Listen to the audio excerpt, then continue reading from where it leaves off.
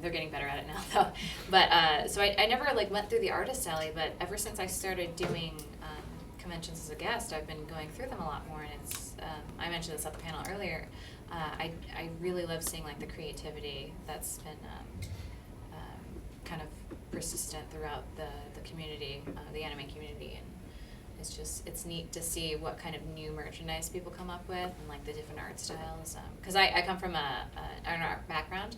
I drew a lot when I was young, and I went to school. I went to DePaul University for animation, so I'm like all about animation and drawing and stuff like that.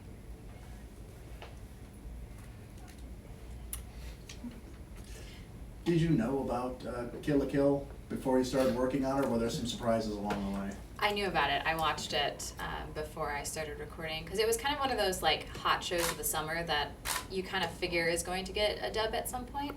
So I went ahead and watched it, even though it wasn't really my type of show at first.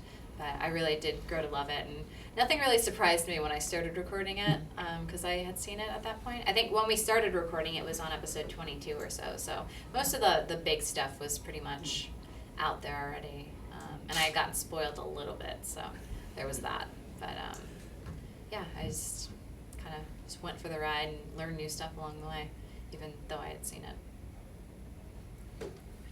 Yeah. What characters would you say, like we talked about favorite characters earlier, but which would you say like maybe stuck with you and made an impact on you personally? Yeah. I think right now I mean I don't, I haven't been through the same experiences, but one of the roles I keep going back to when I think about like some of the stuff that I've done, and one of the performances I feel like got the best out of me was Tsubaki from Your Lie in April, which we're promoting here. And I didn't, she goes through a lot of like that unrequited love feeling between like, you know, high schoolers and stuff like that, and I never really went through that, but I feel like with a show like that, the characters just seem so real that it's easy to empathize with them. So there are definitely times when I actually cried in the booth because I just felt so connected to her, and I felt sorry for her that, you know, she would never, her crush would like never really give her the time of day. So I just thought that was really heart-wrenching, and I wanted them to end up together in the end, but it didn't happen. For reasons, but you know, one can dream. You're the second person so far that said that show is a bit of a, can really get you at times. It does, yeah. I wasn't expecting it to, because that was another show that it had been around for a while before I actually watched it. I had heard a lot about it and heard it was a really great series, but at that point I'd already been spoiled, so I kind of knew it was coming. But it's one of those shows where even if you know it's coming, like it still finds ways to break your heart. So there are various times, even with characters that I weren't involved with, that I was just like, oh, my heart, like I feel for you right now. So. Had you read any of it? I hadn't. I still haven't. I want to. I should. I think they're like slowly coming out with the manga right now. So yeah. Maybe I should get on that. Do you read any?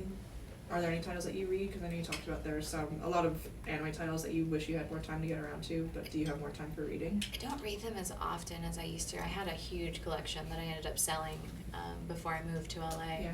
But I used to read like Chobits and Naruto and Bleach and Yu Yu Hakusho and stuff like that. But I was huge into manga. Now I'm just like, I don't have time to read. I only read when I get paid, basically. But no, that's not true. But yeah, I've been meaning to get into more. Like I do want to read the Your Lie in April manga, and I got a copy of the Kill la Kill manga, which I thought was interesting to see the differences between the show and the manga, because that's like one that the manga was created after the show, I think. So that usually doesn't happen, I feel like. But I do want to read Hunter x Hunter also. That one's coming back. Yeah, I know. It's exciting. A lot of people are excited. Okay, so you've been kind of a fan for a while. Mm-hmm. You've been really. Did you have an experience with the original Sailor Moon? I The original didn't, dub? because I mean, if I'm assuming most of you grew up here, if not all of you, it would come on. I guess depending on how old you are, it would come on when I used to go to like an after-school care thing, so right when I would get home from that, Sailor Moon would already be like more than half over, so I never really got to experience it while it was on TV. But I have been getting to experience it now with the new dub. Even before I was cast in it, I started watching it because a lot of my friends are in it. So I'm slowly catching up with it, but I'm getting there. The original or Crystal? The original. I still haven't seen too much of Crystal, but it looks, the new season especially looks really good. So I hope we get to record it. I don't know. I can't officially confirm if we're doing that. But What is it like in general, just being able to join a series that's so well established? I sometimes forget to talk about it because it's just so surreal, because Sailor Moon, they just had like their 20th anniversary. And there was an original dub cast. Now there's been, 2 Japanese casts because of Crystal. So it's whenever, I do panels and it's like, typical name your roles so people know what you've done, or you remind people what you've done. Sailor Moon is one of the ones that I usually forget to bring up because of that. Because especially, I never would have pegged myself to be Sailor Uranus. I feel like I've pegged myself more as a Jupiter, but Amanda does such a great job in the new dub that I wouldn't even want to touch it at this point. Yeah. So more on the personal side, because at your last panel we talked about it a bit on the fan side, when it was like transitioning from being a fan to someone who's both a fan and a voice actor. Personally, because you really didn't have a background in it, you studied animation. You said you just kind of accidentally found your way through internet forums. What was that change like, or that transition into the professional realm like for you personally? What changes did you experience on that end? I feel like because it's luckily started happening so fast for me, I had to change a lot of my lifestyle, because I'm a very usually a shy, like reserved, introverted person. So I had to quickly learn that if I wanted to do this, I had to be more confident in myself, because people, they can tell when you're not confident, especially like, sometimes I'll, during sessions, I'll be like, oh man, that wasn't great, let me do that again. But I have to keep telling myself not to like say things like that. I should just do it, or ask if I could just do another one, and don't degrade myself, because I mentioned also in the panel that, like any creative field, especially coming from an art background originally, and just my own worst critic when it comes to everything. So I have to learn not to vocalize that stuff sometimes, and just, like be more confident in myself. And I have been, I think, getting a lot better with that, and being better at public speaking. I was actually in middle school, I had to do our 8th grade I think it was middle school, 8th grade presentations. And I was so nervous getting in line just to like do the practice run. I was shaking the entire time in line. I finally get up, I'm shaking throughout the entire thing and like stumbling over my words and talking really fast. I still talk really fast, but that's just what I do. I guess I haven't gotten over that. But so right after I was done with all that, I ran to the bathroom and cried, just because I had so much anxiety over public speaking.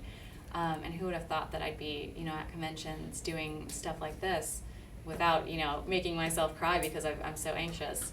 I still get nervous, but Absolutely. But I've grown a lot. I've learned a lot since being in the industry, and I think it's really helped me as a person and an actor, as I also mentioned in the panel. I feel like I'm just repeating everything for you guys, but no, it's all happened pretty quick for you too, hasn't it? Yeah, it's been about 3 years now, and I've done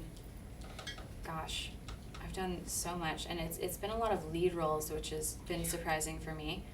It's amazing. Like, I'm really glad I get to do the characters that I do, but I know it's tougher for a lot of people for one reason or another. Not because they're necessarily like bad, but it's just I just kind of fell in at the right place at the right time, so I got really lucky. Yeah. How do your vocal cords hold up?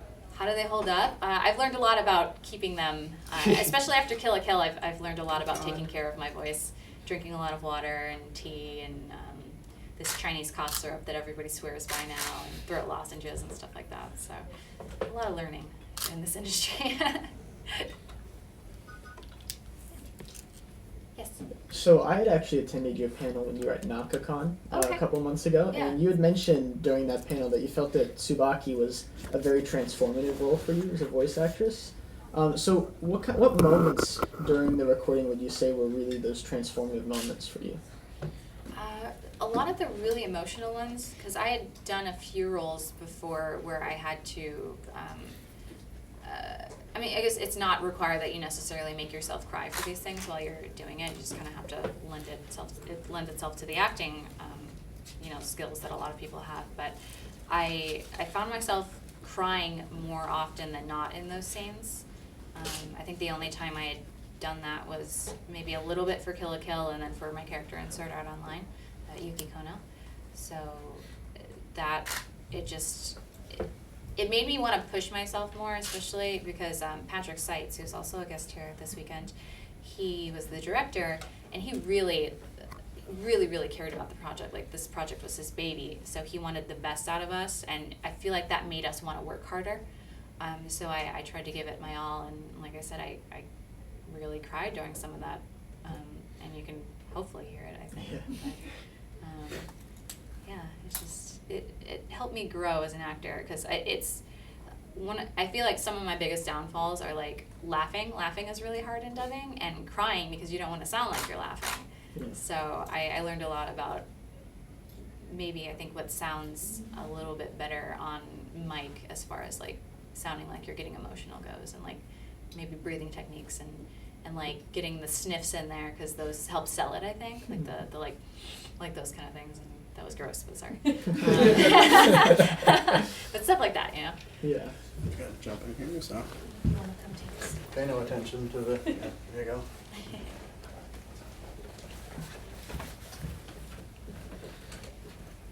Thanks. Any other questions?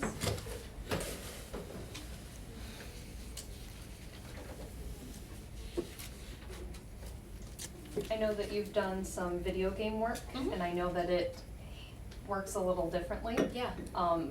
Do you prefer dubbing for anime, or do you prefer working with video games? I think I don't know if I can choose one or the other. I feel like dubbing for anime, it's nice because we get to see what the characters look like as they're going through their arcs and stuff like that. For video games, it's a lot more free because we don't have to constrain ourselves to lip flaps most of the time, and that helps you kind of like be a little bit more free to act as you will for certain scenes. But I do, because I also play video games, a lot of the ones that I'm into, and sometimes it's distracting in like JRPGs where you'll have the portrait of the character and they look a certain way, but you're acting a different way, and that personally as a gamer bothers me, and I've noticed a lot more ever since voice acting in games. So that I do, I think, prefer being able to see the characters, but I think more often than not you don't see the characters, because especially in Western animation, I've been lucky enough to do some prelay projects, which is when you record before the animation is completed. You don't get to see the picture, obviously, so I feel like I have to get more used to not seeing the picture and being able to emote that way, but I do feel like the animation does help, and it's beneficial at times. But yeah, it's hard to pick one over the other because they both have like their perks, I feel like. With your background in animation, are you hoping to still do anything in that in the future? I wish. I mean, I think I learned that it's a lot harder than, I already knew it was going to be hard, like making animation, but it was even harder than I think I had anticipated. And while I was still kind of trying to figure things out when I had moved to LA, I kind of stopped drawing in the process, and I really regret that because I definitely cannot draw as well as I used to. So if I got back to it, I'd probably have to do a lot more practicing and take more classes to kind of get myself back in that zone. Mm-hmm. But you put a bowl of fruit in front of me and I'll draw that sucker. But it was always hard for me to come up with my own characters in my head and draw things from memory. So it was a lot easier to do like still life drawings, or like if I had a picture of a character, I could not perfectly copy it, but well enough to where it was like, that's that character. So, yeah. Any dream roles, anime, video games? You mentioned earlier superheroes. Oh yeah, I loved the X-Men animated series as a kid, so being anything in that, like, I don't know, Jubilee or Rogue or something, I think would be really cool. I feel like I don't have as many specific roles that I'd like to play, but there are definitely series, like franchises that I'd love to be in. Like I'd love to be in I love the Tales of games, and I'd love to be in that, or like a Persona game, or I like League of Legends. I'd love to be in League of Legends, and I'm sure there's more, but I can't think of anything right now. Like Disney, anything Disney, I think would be really cool, because I love Disney movies, so that's a little bit further off in the future, I feel like, if that ever happens. Is there anything that surprised you or wasn't what you expected when you started doing this professional work? Oh. I don't know. I feel like I didn't really expect much. I mean, not to put that in a light sense, but I kind of just went in and flew by the seat of my pants with it all. So just as things were happening, it just kept surprising me. Like, things still surprise me when it comes to certain aspects of it. But I guess kind of going back to a little bit of what I said a little bit earlier, laughing. Like, I didn't expect laughing on cue to be so hard as it is. Because I can just, if something's funny, I can just laugh. But if I'm not, like, prompted to laugh, it's a little bit harder just kind of coming up with something, I guess, like, to think that's funny that makes you laugh. I don't know. Some of the certain emotions are actually really hard to pull off for me, just because I don't have as much of a acting background as maybe some other people do. But I'm taking a lot more classes now to fix that. And it's a very expensive career, so, because you have to, like, pay into classes and, like, do demos and, like, you know, maybe make a home studio. So I guess I didn't expect it to be as pricey as it was, and it's a little difficult sometimes, but I try to get by. Have you ever received any kind of advice from a peer or someone who's been in the industry longer that you've really taken to heart, or was something you've kept with you? I'm sure there has been. I can't remember exact words, but I know Tony Oliver, who is another big name in the anime industry, and he worked on Power Rangers and stuff like that. He's been a great mentor. He helped me get my foot in, and I'm really grateful to him. And he just kind of, I can't think of specific things that he said to me, but just the general just encouragement from him and other people that don't have to go out of their way to be nice to you and, like, give you advice, but they do, and it's really heartwarming just how nice the acting community is, at least the voice acting community. I don't know anything about, like, film acting, but it's just the general just kindness of everyone, and how much they're willing to share with you, and, like, compliment you, I think has been great. But I can't think of anything. I guess nothing stuck with me that much to where I could remember it, but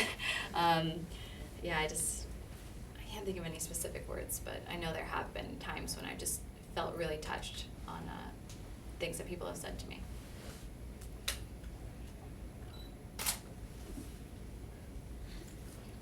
Yes. So I know you've been traveling to a lot of conventions recently. So what's it been like traveling so much and going to all these conventions?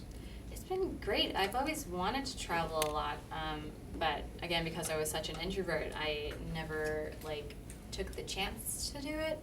I also didn't have the money to do it, so it's nice to kind of have people wanting me to come to these certain areas. I've been to a lot of places that, again, I wouldn't have been to otherwise, like Portland and Seattle are really great. And I get a chance to go overseas now for a few conventions, and that's been really great.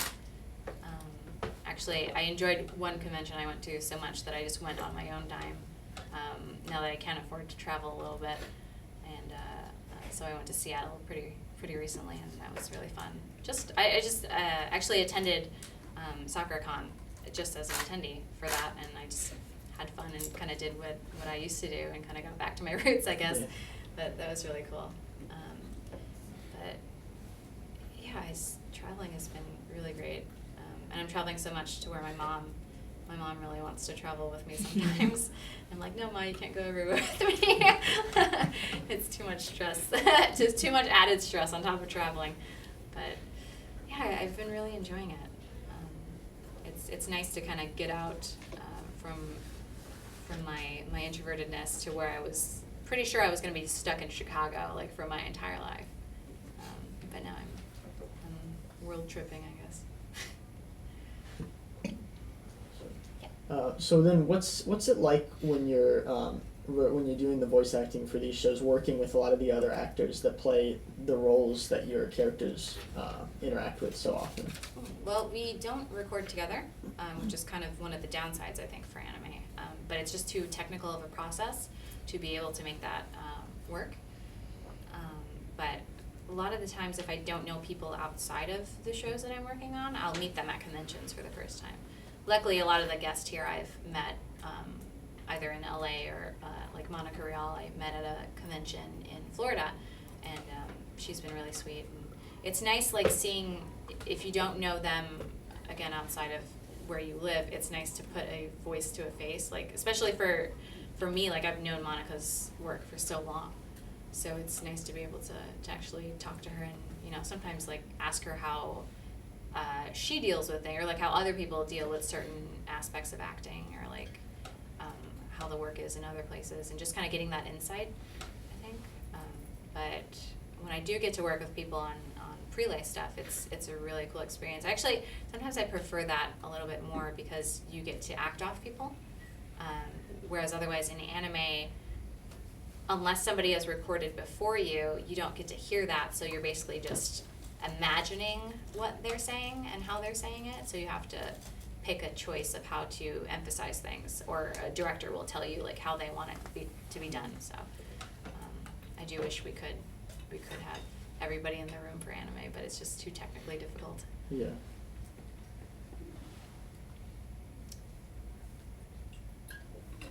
What would you say is your favorite part of attending a convention, whether it be as a guest or as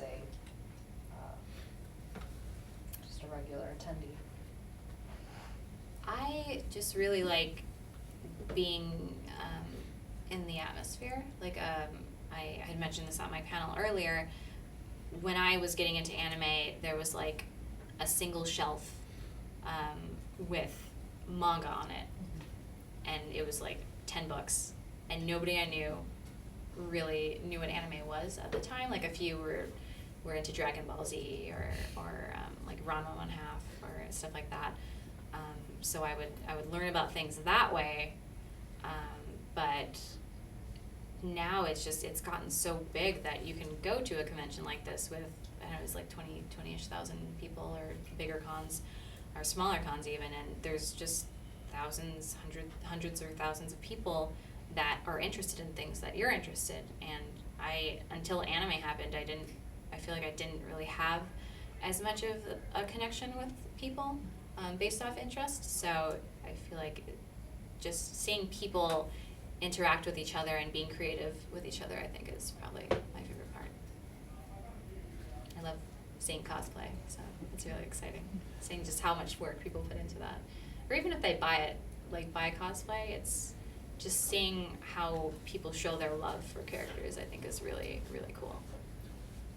I'd say one more quick question, if anybody has one they've been waiting on. You try to buy like statues of the characters you've done? Oh yeah. I am crazy. I'm probably gonna go to the viewers hall after this and see what I don't already have. But I would try to. I would buy stuff like just from series I liked or characters I liked previous to getting some of my major roles. But now they're so expensive that I'm just like, I'm gonna stick to like maybe a few of a character I voice. But then, oh man, I really like this one, and this one, and this one, so then I end up buying multiples of a character. Right now, Love Live has been kind of killing me, because there's so much merchandise, and they just keep coming out with it, and it's just, I've got so much stuff, I need to get a display case to put it all in, but I like to show my purchases on social media, and people will show me their stuff, and I'll be like, oh, I don't have that, I need to go get that, but I really love collecting stuff, so. Yeah. Thank you so much Thank for you. coming Thank in. you. Thank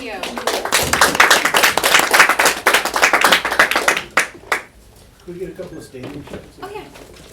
You can do them here, or we've got the other backdrop there if you'd like, you know, want to frame it away. That one's a curved one, if you like that for your cameras. Yeah, but if you could just. That's fine.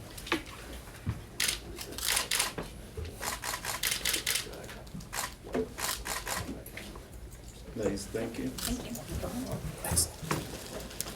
Thank you. Thanks. Thanks, guys. Thank you.